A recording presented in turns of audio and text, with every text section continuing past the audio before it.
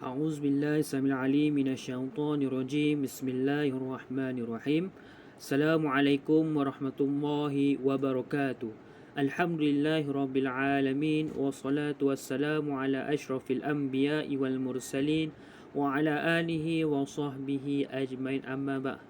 Alhamdulillah, pada hari yang mulia ini dapat sama-sama kita meneruskan PDPR online kita dalam mata pelajaran Jawi tahun 4 khusus untuk calon UPKK.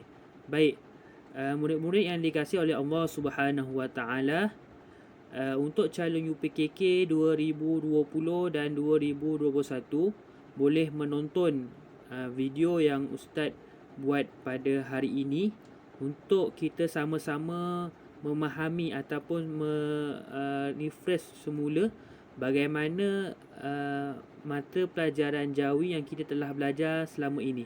Baik, sebelum kita memulakan pembelajaran kita pada hari ini, mari sama-sama kita membaca doa belajar.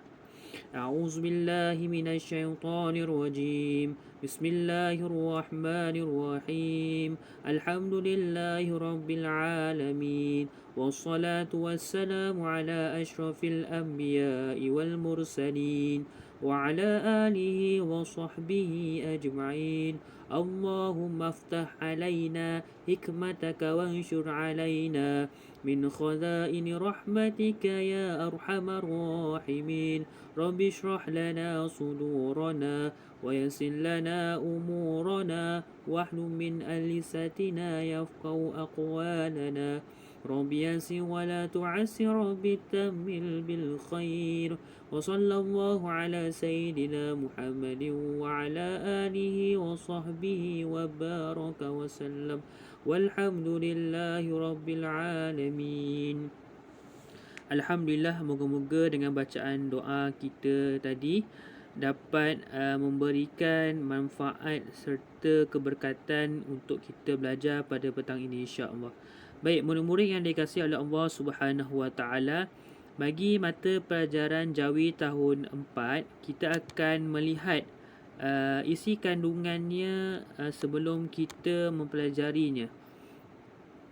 Baik, murid-murid yang ada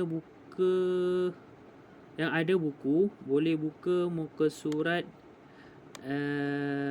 yang ke berapa, nanti kita akan lihat semulalah.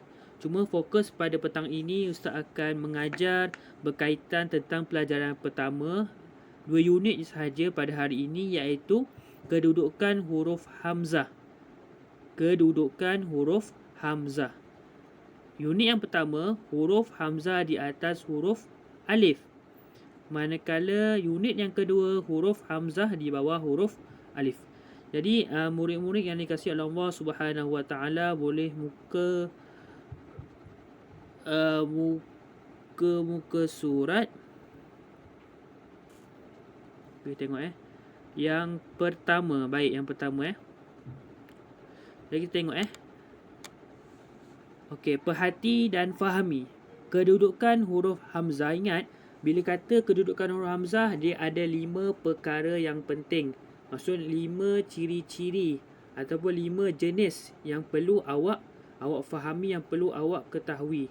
Baik, cuma fokus pada hari ini 2 sahaja yang kita akan belajar. Seterusnya yang selebih ni kita akan belajar pada hari yang seterusnya. Jadi huruf yang pertama, tengok huruf Hamzah di atas huruf Alif. Baik, kita tengok untuk detail ataupun penjelasan pada muka surat yang kedua. Okey, baik.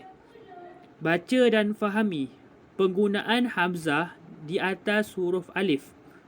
Huruf Hamzah diletakkan di atas huruf Alif pada semua kata dasar yang bermula dengan huruf Alif apabila menerima imbuhan awalan dal, sin dan kaf. Ingat, awalan dal, sin dan kaf. Ada 3 sahaja imbuhannya, tidak lebih. Kalau selain daripada dal, sin dan kaf, maka dia bukan menggunakan Hamzah di atas huruf Alif. Baik, tengok contoh yang pertama. Kata dasar imbuhan awalan, iaitu huruf dal. Tengok, di aso, imbuhannya apa? Dal.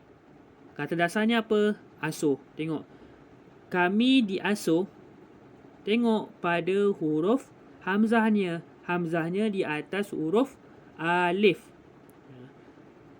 Kami diasuh berakhlak mulia oleh kedua ibu bapa kami. Okey, itu yang melibatkan dasar atau melibatkan imbuhan awalan dal. Tengok pada imbuhan awalan sin pula. Seulas. Kata dasar dia adalah ulas. Zaki makan seulas nangka sambil menonton televisyen. Highlight pada perkataan seulas. Hamzah masih di atas huruf alif. Seterusnya huruf kaf. Ke istana. Contohnya sultan berangkat ke istana selepas merasmikan majlis tilawah Al-Quran. Fokus kepada ke istana. Dasarnya adalah istana. Baik.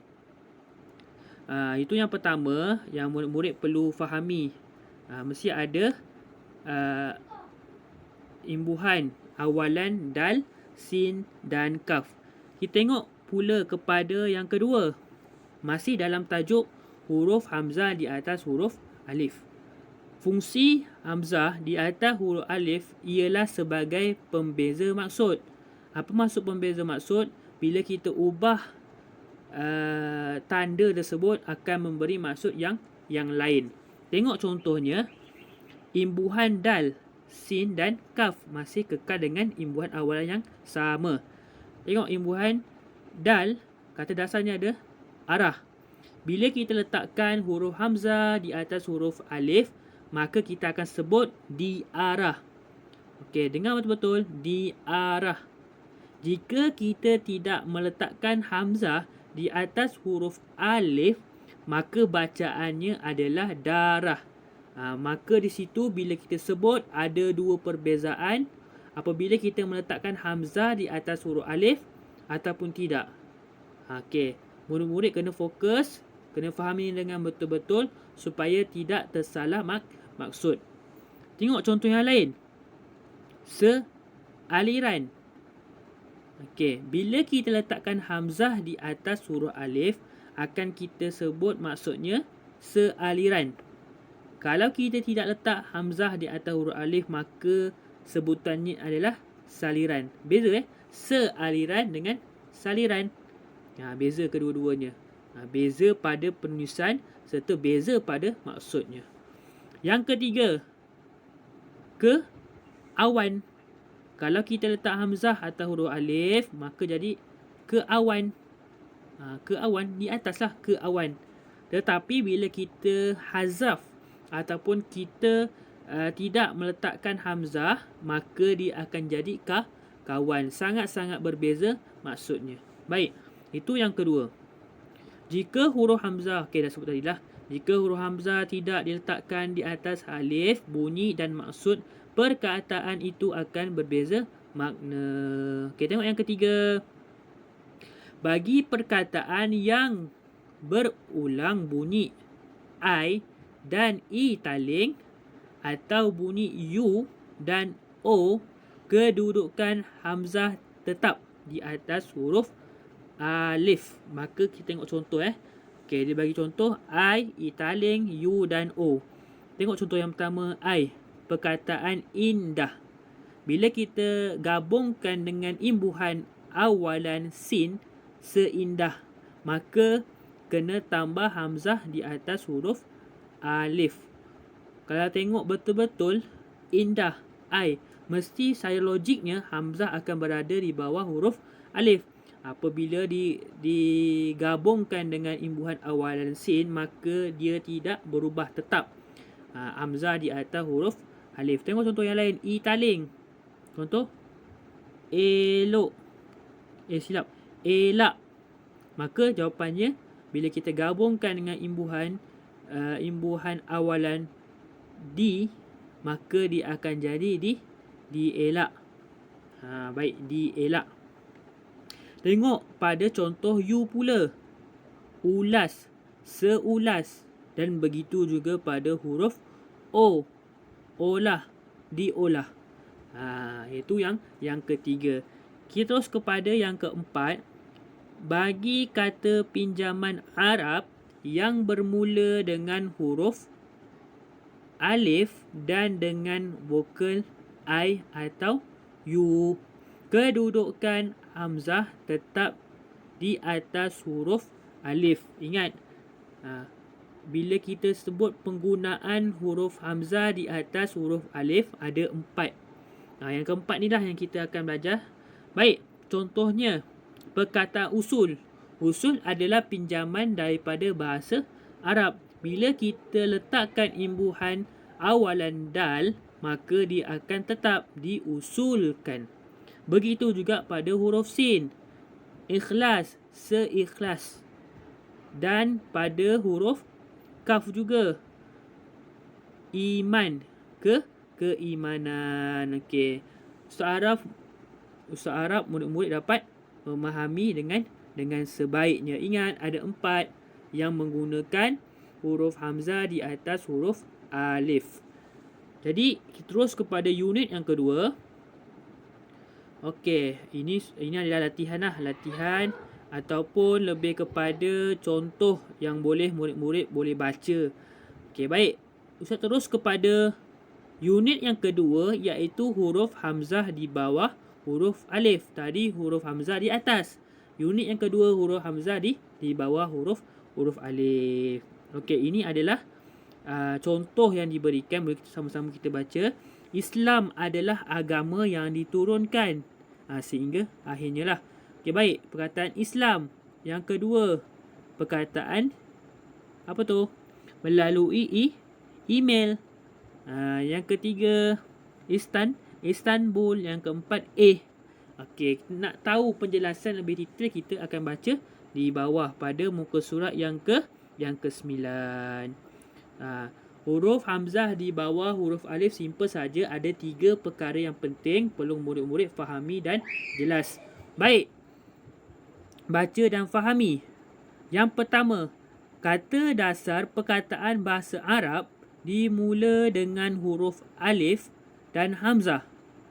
Di bawah seperti Islam, Israel dan Istanbul hendaklah dikekalkan ejaannya. Ingat, bila kata dasarnya daripada bahasa Arab berbeza dengan tadi pinjaman bahasa Arab. Dengan menggunakan apa? Ada imbuhan I dan U. Maka berbeza dengan huruf hamzah di bawah huruf alif. Okey, baik. Itu yang pertama. Yang kedua, bagi kata serapan bahasa Inggeris, huruf hamzah diletakkan di bawah huruf alif apabila huruf I digunakan ataupun digunakan sebagai kependekan kata elektronik. Dia memendekkan ataupun meringkaskan seperti e-kamus. Tengok ejaan macam mana e-kamus. Hamzah, ya, ada tanda sempang tu. Qaf, alif, mim, waw, sin. E-kamus seperti ataupun maksudnya kamus elektronik. Itu yang khususlah untuk yang kedua. Dan yang ketiga, bagi kata seru kata seru saja hendaklah dieja perkataan hamzah perlu berada di bawah huruf alif, iaitu dengan meletakkan hamzah di bawah huruf alif yang saya sebut tadi lah. Okey, ingat. Dia ada 5 berkaitan tentang huruf hamzah. Pada huruf alif ada 5. Hari ini kita belajar 2 saja, iaitu huruf hamzah di atas huruf alif ada 4. Ingat, ada 4. Kata dasarnya yang melibatkan pada kaf, dal dan sin. Okey, kemudian kita belajar berkaitan tentang huruf hamzah di bawah huruf alif. Ada 3 yang menggunakan bahasa Arabnya. Ada kata serunya.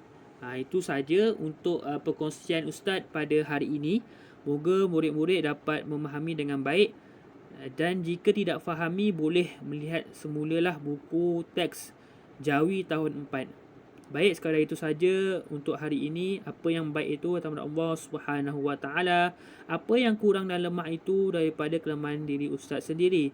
Keduanya datang daripada Allah Subhanahu Wa Taala. Kita akan berjumpa lagi di hari yang lain. Jadi sekian, Assalamualaikum warahmatullahi wabarakatuh.